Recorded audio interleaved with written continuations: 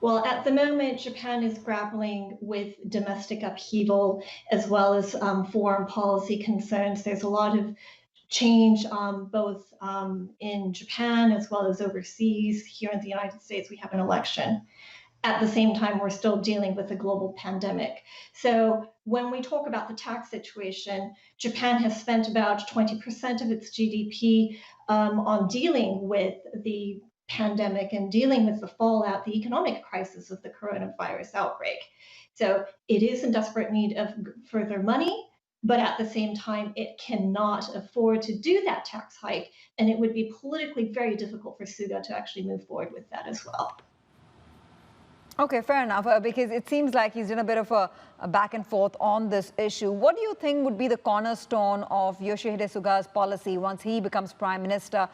Because some argue that if he is going to carry on the legacy of Prime Minister Shinzo Abe, then how will he be able to put his stamp on his legacy through his tenure? And so what do you think he would do to differentiate himself from his predecessor?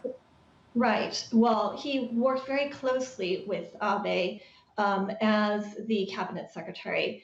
And so he has been instrumental in putting Japan on the map regarding trade, especially keeping Japan in TPP. These are some of the issues that Suga will continue to move forward with as prime minister.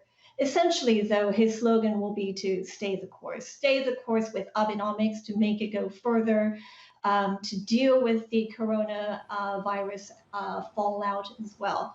But Japan is facing a lot of uncertainties at the moment, and staying the course may not necessarily be enough. But the question is Suga the man to actually be able to deliver on some of the dynamic changes that are necessary to jumpstart the Japanese economy?